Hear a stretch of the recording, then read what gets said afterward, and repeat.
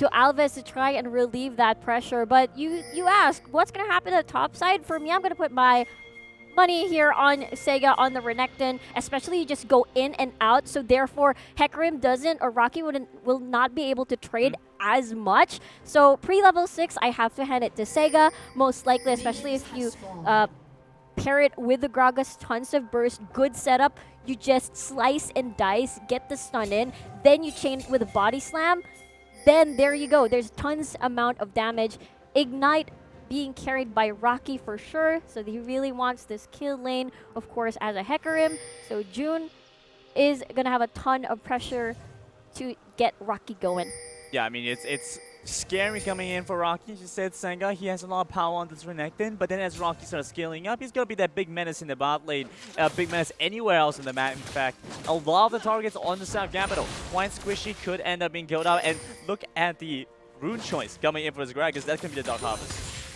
Oh, interesting. I guess most of the time I probably see Predator Gragas, but interesting Dark Harvest as well. So good scaling, just as you mentioned. Here comes the level 1.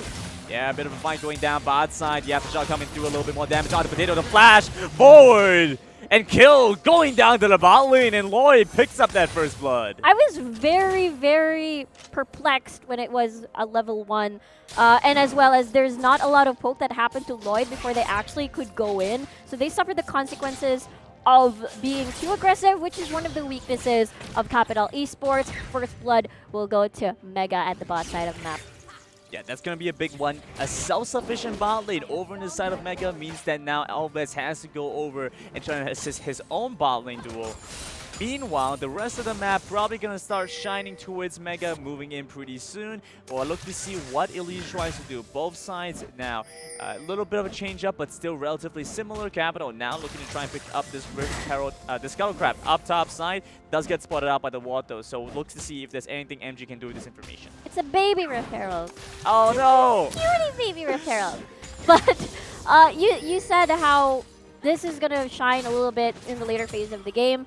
And now level 3 Henry, this is a perfect time to get a gank when, you know, the death mark doesn't exist just yet. No pokes has been done by G4. None of the Qs were hitting the Talia more. Oh, oh wait. Is this hello.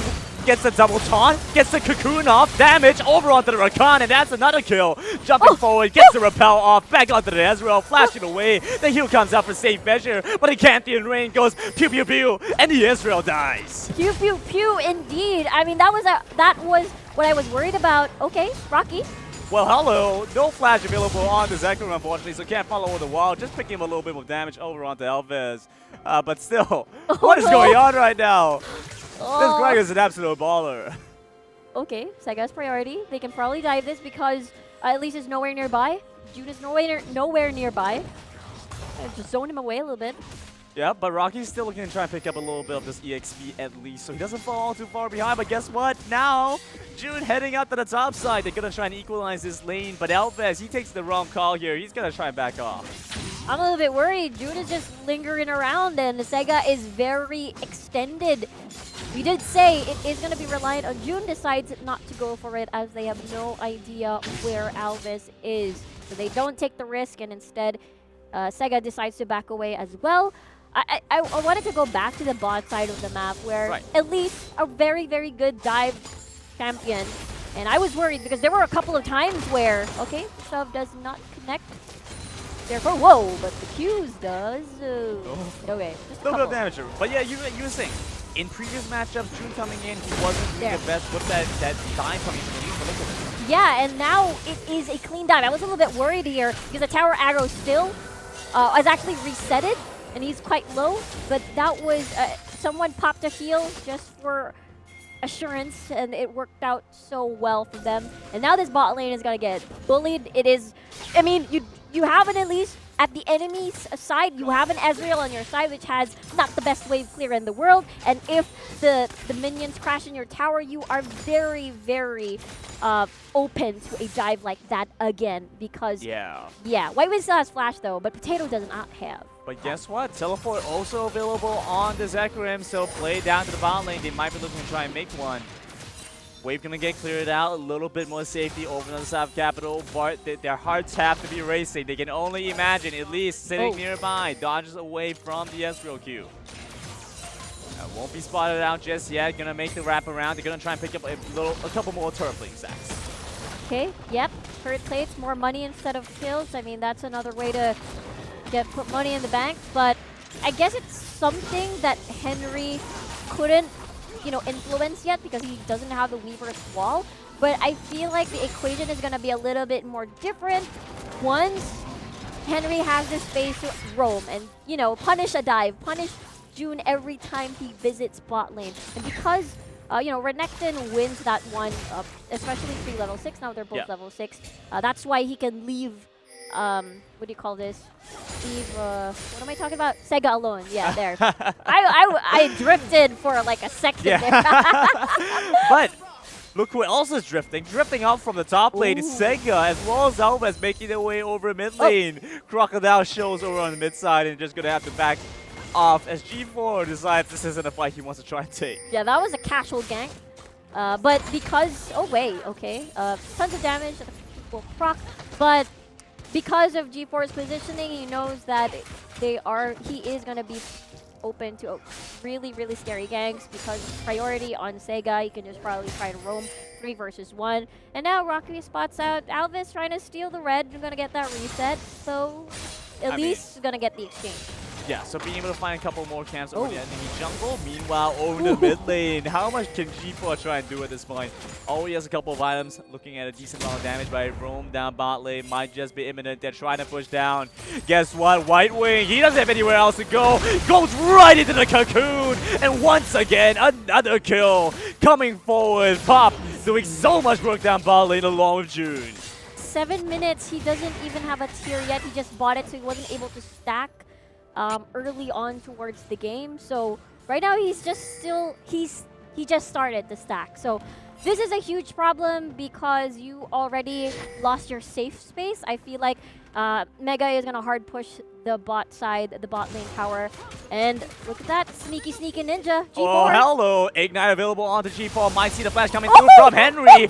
Guess what? The death mark, the Ignite, dashing back and a cleanse won't save you. What was the flash for? Henry still goes down. You know the way G4 moved? He was thinking that maybe it's not enough. The combo of his QWE was not going to be enough, but he saw that's like 1/4 HP already, and he walked back in range of the death mark and like, okay, maybe I can kill you now.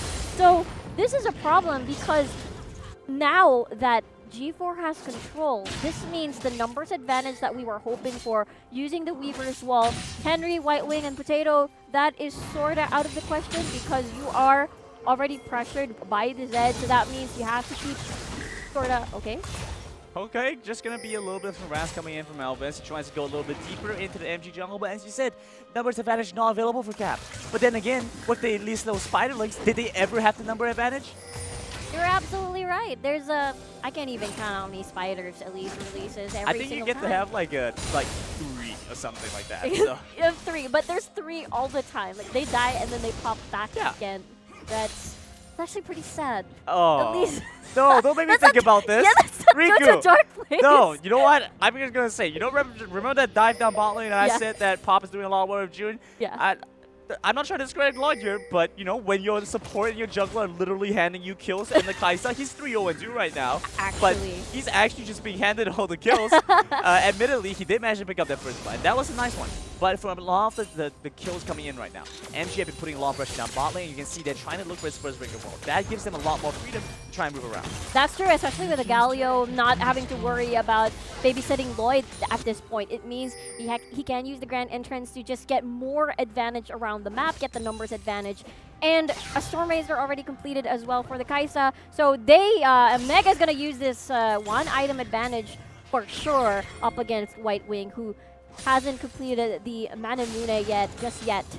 So it's a difficult conundrum for Capital Esports. That one item advantage is 2,000 gold coming in, just 10 minutes in the game. That is a sizable amount of money heading over onto Lloyd right now. And Lloyd being a very strong AD carry and G4 being so self-sustaining right now, That's going to be a very difficult matchup coming in over on the side of Capital Esports. Walking right by Sega. Cute little juke there. Dodges away for the cocoon. It just baits away members of Mega. Yeah, that was an adorable juke. You just walked 1 pixel away, and June was not able to hit the cocoon. But that's 3 members already at topside, so Sega has to be careful. Guess who's back? But down bot lane, looking for the kill on the White Wing. He's alone. Walks into the hand of G4, and the Shadow Assassin picks up yet another kill. Oh man, this is very difficult for Mega. Alvis just trying to pick up the pieces somewhere else. Oh, there's the Weaver's Wall we're talking about. Weaver's Wall up top side, looking for the lockdown over onto the AD carry here. Lloyd almost gets taken down, but the Dragon's Barrel gives him safety, and the lockdown on the turrets. 2 kills over on the Mega, and 0-9 in the game right now. 11 minutes, and Mega looking to try and pick up game 2. I thought that was already the perfect setup, but Lloyd was saved actually. So Capital, they have to like reset. I mean, can't blame them for taking the opportunity. They spotted out 2 members at bot side. Might as well just go for this. Okay. No, oh no! Henry, we've seen this one before. Oh. This is a horror movie. 1 by 1, the collapse coming through. Where did his health bar go? Oh, and a quick kill over on the MG, and tons of turret plating go. Yeah, this kind of horror movie is not really the jump scare ghost kind of thing, but it's more like the zombie movie, right? Like Mega or the zombies, they suddenly just 1v100 you. So, well, that's the last of the first tier turrets going down. Let's take a look at the replay here with Alvis trying to do a flank. There's the Weaver's Wall. And the perfect plan was to get the stun. The flash came in. Oh, okay, I'm pretty sure Alvis did not expect the flash. His mindset was already, I'm going to throw this stun in. Since he's stunned, I'm going to just throw the cast, and that's it. Baboom, 100% kill. But because of that flash, I feel like it just threw away all the calculations in his head, and therefore it didn't work out so well. So that's what happened. 0-10 on the kill scoreboard. A huge gold lead for Mega Esports. What's in it for Cap right now? Yeah, that was a rough one. Capital Esports, they've come to this point of the game where they look at the gold difference, and it's 8,000 gold to Mega. And they just had to decide for themselves, what more can we look to try and do? Because the Renekton did his job. He managed to hold even into this lane. He has a little bit of a lead for the early phase of the game. And that's expected from the lane bully that is going to be that Renekton. But then you look over on the bot lane, yes, I understand that you're scaling Ezreal, but going 0-7 bot lane is not permissible. This is a point where no matter how well your top lane is doing, he's not going to be able to help you try and scale back up. Exactly, and what Sega did was just keep Rocky on a tight leash, but it's not like he snowballed. He's 0-0-0. He's just keeping Rocky on a tight leash, and therefore you cannot bank on the advantage of an early game Renekton. And which means if I look at who could potentially try to turn things around, it's kind of hard because they didn't really have the best of the early game in their lifetime. So right now, of course, we're looking at Henry. So right now what Cap has to do, let's see. They are here looking at the repair. They know it's getting taken, but G4. They are here, they are present, and they will always get killed off by G4 because he's going to move him to the death mark. And guess what? 1 more kill over the Mega. They're looking to try and pick up a perfect game here, Riku. You're right. Perfect game. No turrets taken down on your side. No kills have happened on your side. No deaths, rather, have happened. So, and all the dragons should be yours. All the objectives should be yours. That is the perfect game. Mega Esports is aiming here. So, Cap, that's gotta not let that happen. Yeah, they're just going to go and try and pick up another dragon. Yeah. That Clown Drake going to help them out a little bit. Give it a couple more stats over to the side of Mega, but at this point, they found the lead they needed, they found the damage, they found the carry potential that is going to be Lloyd and G4, and now it's just a methodical game that we know MG can play. Just imagine if the game were different. Like the same draft, but a different approach where the counter ganks would always happen. Punish June. Alvis is going to just linger at bot side instead. After getting that kill at, well, not kill, or rather try to get that pressure at top side against Rocky. Imagine in a different world if that were the case. I feel like it's not going to end like this. It's not going to be at a 5-0-4 Kaisa. I'm just imagining that scenario. Yeah, absolutely. As you said, you know, if the Kaisa wasn't given this free lane, if Pop and June weren't putting the pressure down bot lane and giving this all his assistance over, right now they wouldn't have the damage that they have. But then you also look over into the mid lane, and G4 by himself, as an individual, mid lane has still been providing a lot of work. You can look at the goal difference right now. He went from a, 700 goal difference a couple of minutes ago. Now he's about 1,000 gold up his counterpart. And Henry, it feels like Henry and Alves, they pick these strong, kind of early game champions. I mean, admittedly, they need that level 6 to really find much more impact. But even with the Weave as well, apart from that one gank up topside where they almost killed Kai'Sa, that was a good play, but they haven't done much more apart from that. That's true. That's true. They couldn't find an opportunity to win the lane against G4 because G4 was such a patient man. He was so patient. He was just waiting for the perfect time to actually. Oh wait, Henry almost died. Probably a 1v1 Lloyd. Don't touch Lloyd. He's 504. Don't go near him. Don't even think about it. Yeah, it's that leave the man alone. Leave Lloyd alone right now. You need more than just one person to try and deal with that. Meanwhile, down bot side, looking for a catch. On the second, the collapse coming in from Pop. And Galio wants to try and pick up this Renekton if he can, but looking at this Rift Herald, they're sieging up this bot lane. G4 just rotates over the mid side. He says, you guys keep pushing down bot, I'm just going to push down mid. We're going to have a nice big old time here. Yeah, especially you've invested 2 members at top side. This is a no contest whatsoever. And now Rift Herald has been eliminated. Time to clear some waves, but MG Mega is just everywhere at this point. Easy rotations coming in from the side of Mega. Baron still not spawned up yet. 3 minutes in, we saw how Baron really shifted the tides over from Mega. I mean, not even shifted the tides, it just really created a tidal wave. We saw a small wave building up, but that Baron really turned it into a full-fledged tsunami that collapsed onto Cap at the end there. We'll look to see if the Baron's able to provide the same effect coming into Game No. 2 in Smash Point. Capital Esports, they played out a long series. Coming into this, they only lost 1 match. For the entire qualifiers from the National Myers till this point, only lost 1 match, but up against Mega, it looks like they bit off more than they can chew. Exactly, and one thing I like about Mega, despite the humongous lead that they have right now, even though they can probably chain skill a person from the opposite side, all the squishies, they're still very calm and collected and very patient. They're not going to go random dives just because they have a 504 Kai'Sa, just because they think that they know that they can. It's a truth. Let me go back in peace. Yeah, it's Sega respects that. He goes, well, I'll probably die if I try to fight this man right now. So, yeah, I guess he just gets to go back in my face. That was a cute moment, though. Not gonna lie. Okay, so what do we have here? Because oh wait. Moving forward, gets the taunt onto Henry, but a cleanse immediately comes out that far. Gonna land on Talia. It's 1 more kill, heading over to Lloyd.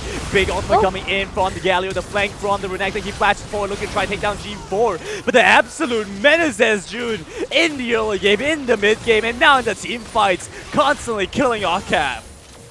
Wow, well, June is just really helped out the early game. Set like bot lane just really ruined Capital's time here.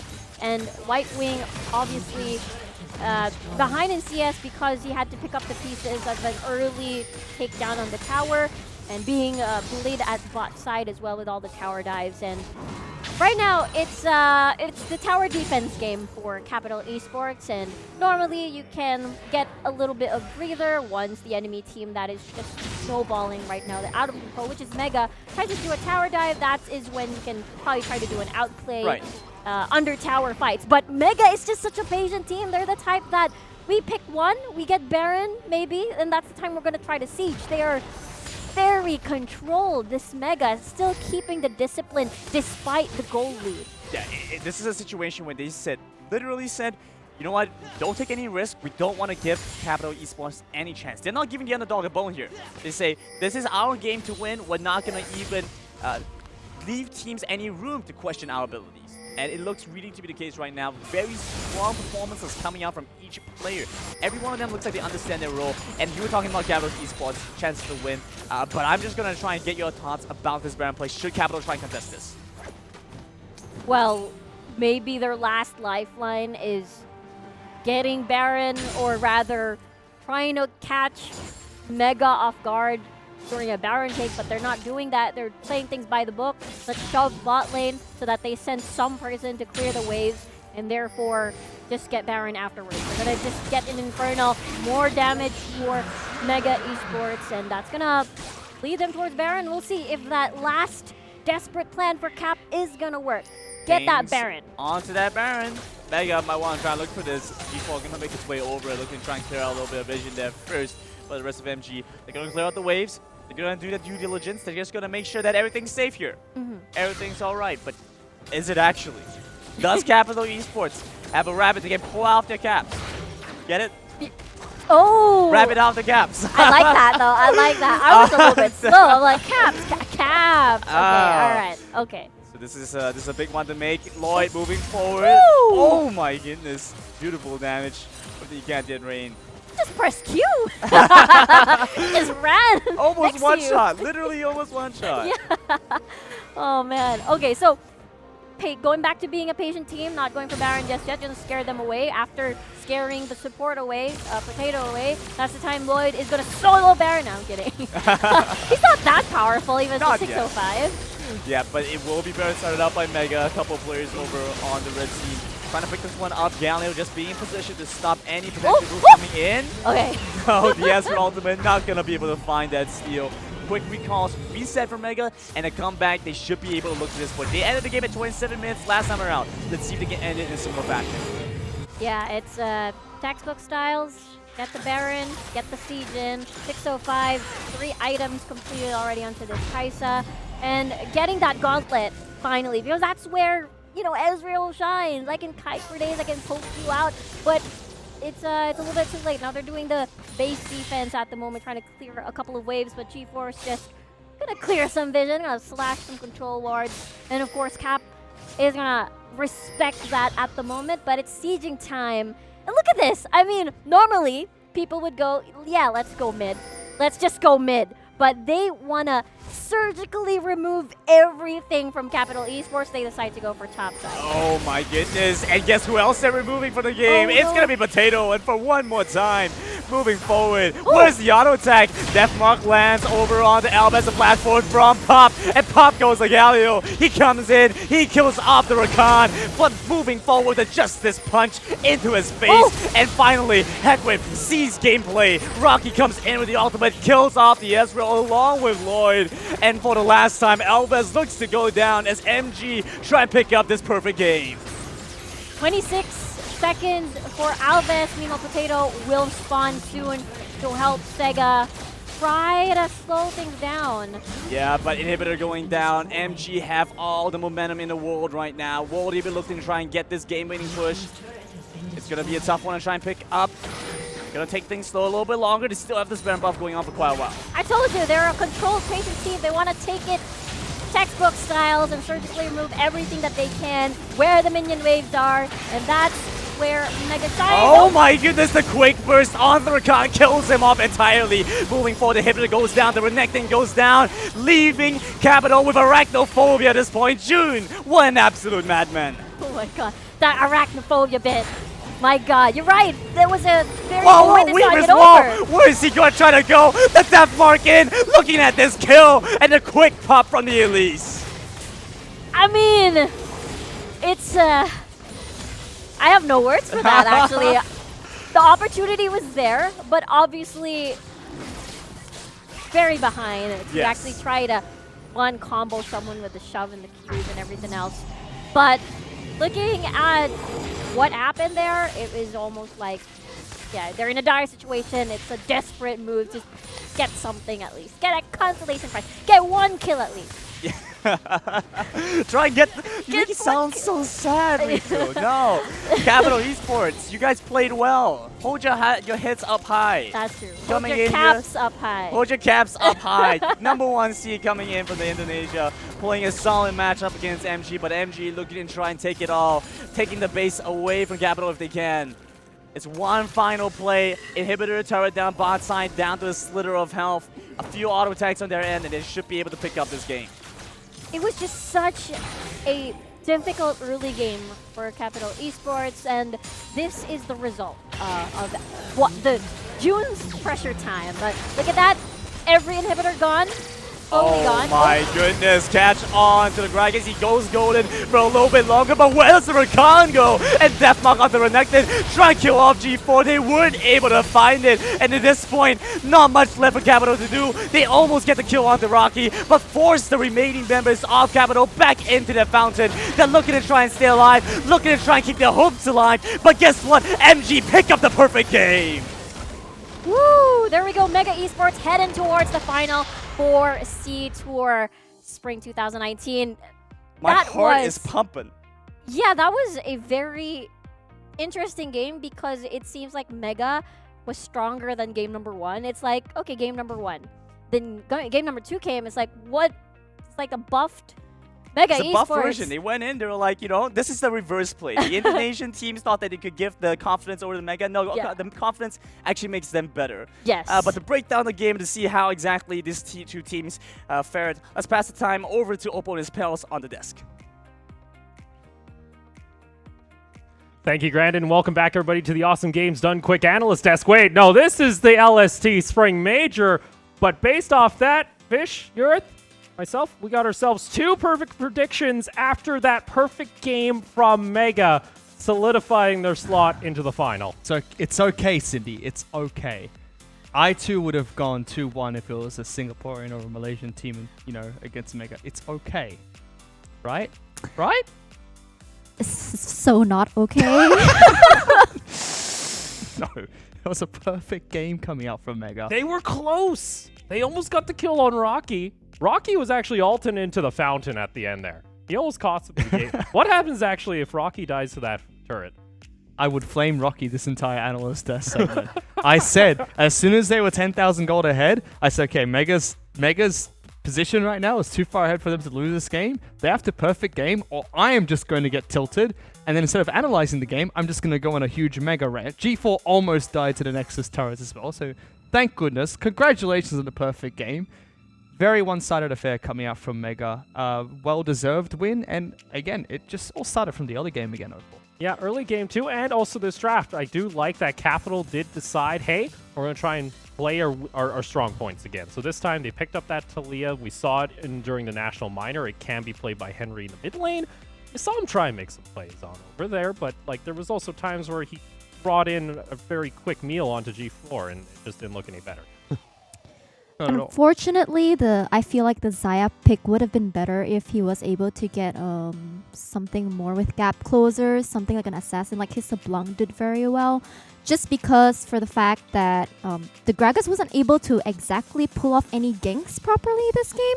And we've seen a lot of times where Gragas was positioned to gank from the left side and the Talia was standing on the left side as well, kind of prompting the enemy team to stand on the right side further away from the jungler, which made it even harder for the Gragas to pull off any ganks. And it was just, again, I think really good drafting coming out from the Mega coaching staff. Because again, just taking away all the priority picks that Capital Esports would have wanted to pick up. First taking the Kaiser during their first rotation to make sure that it couldn't be picked up as their AD carry of choice, banning out LeBlanc, banning out Silas, taking away Nocturne. Really nice. I'm a little bit confused about why they did not actually give the picks to White Wing first, because as we've seen in the minors, he was very strong in very particular champions like Kai'Sa and Kalista, and for some reason they picked champions first for Henry and their top laner, who has a significantly larger champion pool and can survive having some of their champions banned, and maybe get the bot lane some safer picks instead. Capital Esports used to be, known as Headhunters, or most of their squad comes from the Headhunters roster. And during Hyperplay, that's how they won most of their matches. They were able to build compositions around White Wing, and he's basically the LST's version of LWX in the LPL. Mm-hmm. He is a shotgun. He's going to go forward, he's going to fire as many pellets as possible, but it comes back to bite him a lot, and Mega doubled down on that.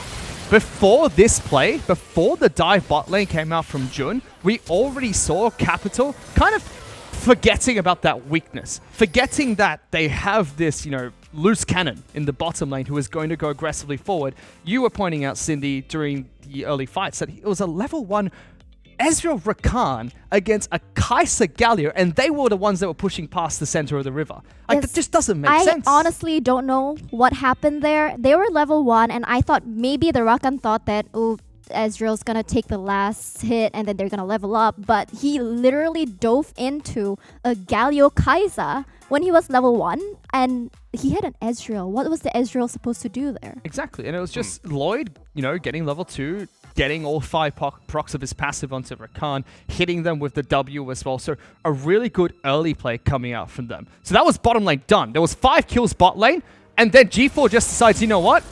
I'm picking Zed, one of my signature picks, the one that still haunts the Chiefs from the OPL to this day, is Zed. And he just flexes on the mid lane. Like Sydney pointed out so many times, yeah, they've got Talia and Gragas looking to try and gank mid lane. There's no way you're getting a gank into G4. He was playing so passive, but every single time there was that one opportunity for Zed to go forward and find a pick. He found it, and he waited very long for that. Yeah. But by that time, bottom lane was in the bin, mid lane was on its way out. The only real hope was top side of the map, and G4 just said, you know what? Time for me to, go to the gym, pump some iron a little bit, and just flex with that Zed pick. Yeah, because again, this is a internationally experienced player. Yes. Giving him a pocket His favorite signature pick. He's going to come in there and give you some trouble, and you're not respecting him. He's going to show it. He was even disrespecting them during that last fight too. At 15 minutes in, Mega were 10,000 gold ahead, and it just basically ended up as a perfect game. Cindy, we kind of talked about this earlier as well, that Capital had very strict guidelines to even take it to Mega. That's not even a win. To try and contest Mega, who's one of the strongest teams in the tournament, they needed to follow a set guide, which is their mid lane and jungle need to keep up their early synergy and be aggressive. We didn't see that. They were misplaying that time and time again. The picks just didn't reflect that either. Their bottom lane needed to play safe and not be the loose cannon that we've seen them during the Indonesian national qualifiers. They did that well in Game 1. They didn't do it at all in Game 2. So the pieces of the puzzle were kind of fitting together. It looked like Game 1 was like growing pains. Like they knew exactly what they wanted to do. It just wasn't working out. And then they come into Game 2 and they're just like, you know what? Nah, not doing that anymore. Just forget about the game plan. We're just going to go loose cannon all over again, and it just didn't work out for them. Yeah, it's very unfortunate. And also, one of the things that didn't sit well with me was the Ezreal pick, maybe because all of his comfort champions were already taken. So, Ezreal and Rakan not exactly the best pairing. Well, you saw there Lloyd did take that pocket pick, the Kai'Sa, away from Capital. Then at a 17 KDA and 11.5 CS per minute too. I mean, there is a case to say that Jun or Pop could have got an MVP. They're good facilitators, but you have to think Lloyd set up that first fight against Rakan to get the first blood, and then it just allowed Mega to find that pain point, which is bot lane, press down on it, and at the end of the day, flashy team fights, big carry player. Lloyd's been, in the competitive scene since Season 2, Season 3, so very strong player and rightfully getting the spotlight in that game. Well, now you're looking forward toward the final. Mega have already slotted themselves in. They go ahead and have to play against our winner between Liab and Empire. Of those two teams, when you're looking at Mega based off this series, what are you even thinking? Where do you even try and strike at this point? Wow, that's damn. If I'm Liab or Empire, I'm a bit scared right now because you watch that last game and it's like that was a clean match. But I can't even worry about Mega yet because I still have to go through Liab or Empire, who are equally as strong teams coming from their region. So this is a tough task for them. They know how dominant Mega defeated Capital in the first match, but they still have to worry about their own semi-final match before even thinking about the finals. Top of that too, this is Mega. This is their chance finally to shine here to lock in their slot into an international tournament for the mid-season invitational after being second to Ascension Gaming all of last year. I think you're putting up a really good case for it, especially considering you had people come in off the roster, come into the strategic coach position there to apply that knowledge on top of that from Big Fafa as well with the experience they had there. They just look clean. And Cindy, what do you think? I mean, now Mega's still undefeated in the LST. The only other undefeated team is Liab. They're going against Empire, who have dropped a game. But this is insane that we've seen an undefeated team coming from Thailand, an undefeated team coming to the Philippines. What do you think? Undefeated grand finals? Well, this is definitely going to be intense and interesting. Well, they're both strong teams. I'm not gonna, lie. There is definitely a favorite there. I'm not gonna say which, but No, you can't just say I'm not gonna. You can't just say there's a favorite and not gonna say which. You're the analyst. Which one? Tell me. well, Timberwolves will get it. based on the facts, it has shown that faith is definitely not enough anymore, apparently. So just looking at the facts, I do think that Liab seems stronger right now, or at least they're a lot more consistent. So yeah, I guess we'll see. Yeah, we will see. We're going to go ahead and take ourselves a bit of a break. When we come back, it's going to be Liab going against Empire. It'll be starting at 6:15 local time for us, so you guys will see the countdown during the break. We're also going to go ahead and swap out this analyst desk. Get Fish off here. Bring me in, Riku. And on top of that, Yes. too. Exactly. Was Tibbers waiting will for be that safe. the whole day. We'll see you guys after the break.